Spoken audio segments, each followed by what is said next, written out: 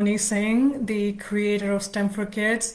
It's great to be back here live. I wanted to dig deeper into one of the recent STEM news stories that has happened last week, and I wanted to break it down for you a little bit and show you the different ways you can bring it to your classroom and actually make an engaging hands-on activity and discussion with your students in your classroom. So that's the plan for today, and we are digging into the news about Indian Space Research Organization ISRO's successful deployment of Chandrayaan-3 on the south pole of the moon last week. It landed on 23rd of August 2023. So first of all, congratulations to India, for all the scientists, everybody who contributed to that launch. What a wonderful accomplishment. And India became the first country to do so on the south pole of the moon. Before this accomplishment, we already have had three other countries, of course, USA, Russia, and China, that have landed on the north pole of the moon. So it's a great accomplishment, and I wanted to differentiate between soft and hard landings. We hear that quite a bit. Basically, soft landing means that the vehicle, the spacecraft, actually landed with limited damage, so it's able to function.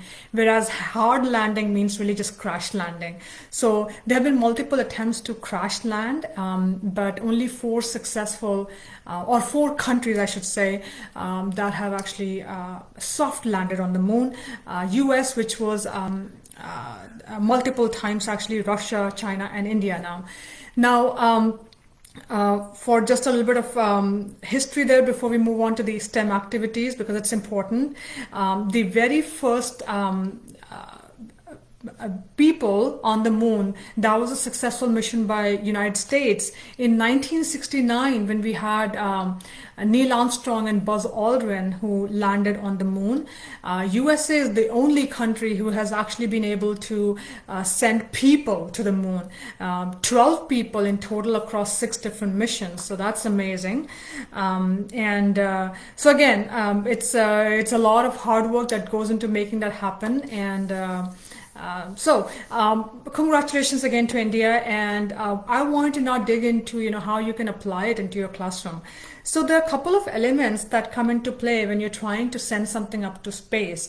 The first one is there's a rocket, right? A rocket that we see, that the blast off that happens, and the fire that goes down and the rocket goes up. That's basically used in multiple stages, typically, to take the vehicle, right? So in this case, in case of Chandrayaan-3 mission, you have a orbiter, a moon orbiter, you have a lander, and then actually a rover that's actually moving on the moon. So that entire payload needs to be carried on a rocket, and so that rocket then takes it up towards the space, right?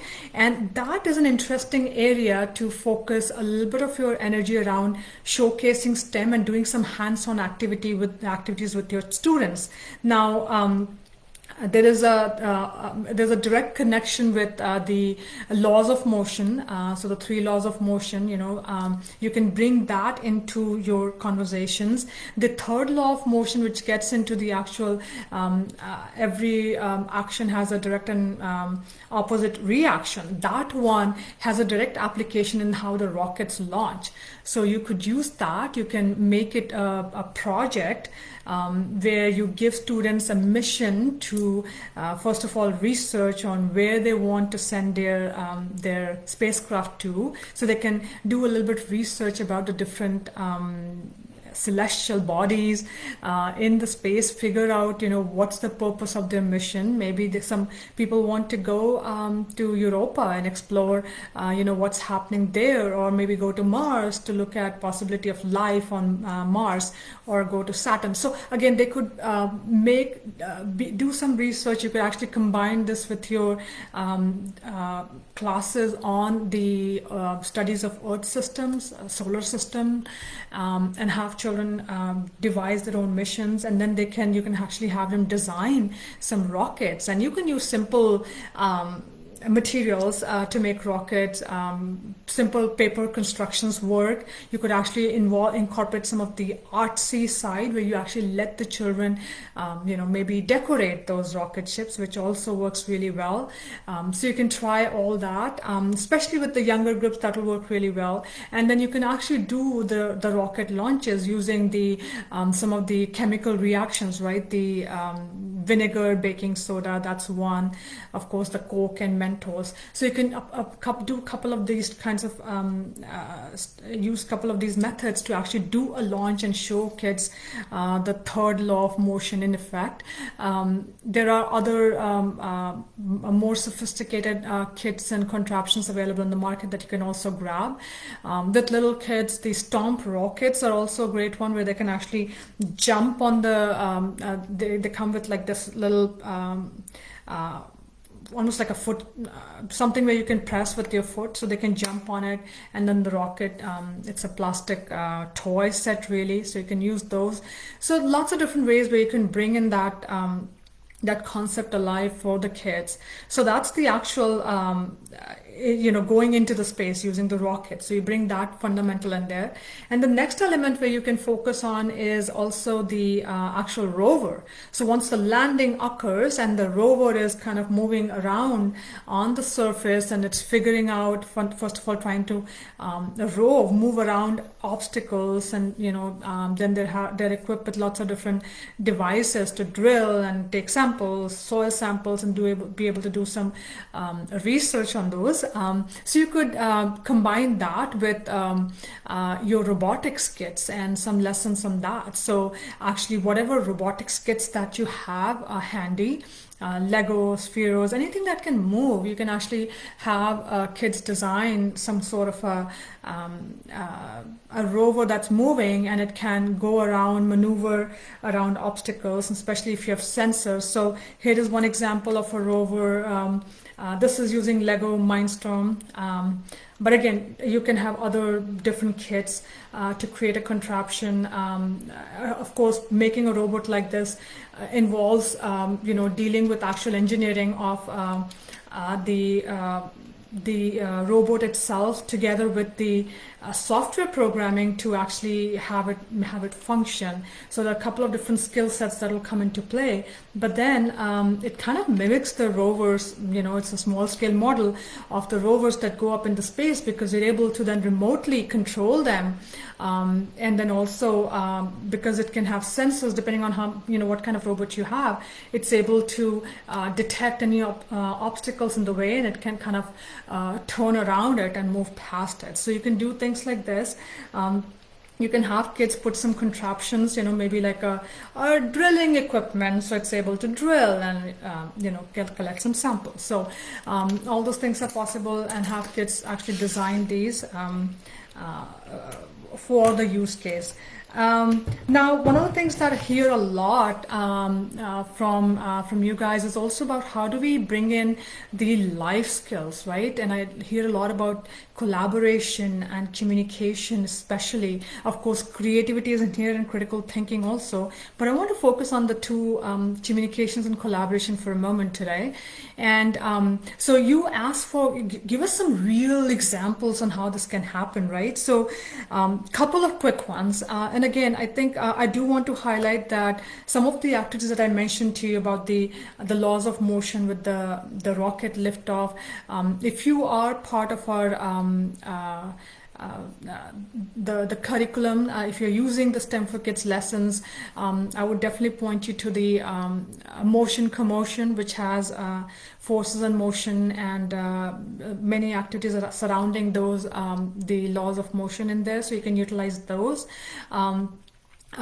Also part of our curriculum, we have the Power Math that goes into some of the mathematics behind these, which is also a great add as you are discussing it with children and bringing it to their level in terms of how they can interact with the new story, and then you're trying to bring it to the classroom. And then the third one, of course, we have robotics that you can use those lessons, especially as it goes into how you help children think about the design aspects and think about how they actually work together. of course, computer programming. So all those are part of the curriculum set. And many of you know we are actually offering scholarships that cover 98% of the cost of this entire set of curriculum. So 98% coverage, so that you can have these lessons and use them in your classroom right away. Okay, so if you have not availed of the scholarship yet, go ahead, we'll put the link, and go ahead and apply, get those scholarships and get things going, so you don't have to worry about where's my next lesson coming from, what do I do next with kids, and all that good stuff. Okay, so back to the question about how do you incorporate the communication and collaboration skills. So with regards to communication, remember I was telling you about that you can have kids design a mission, that they're going to a certain planet, or a satellite of a planet, and to learn about something about that celestial body. You can actually have them create a mission statement and actually share that, communicate that with the entire classroom.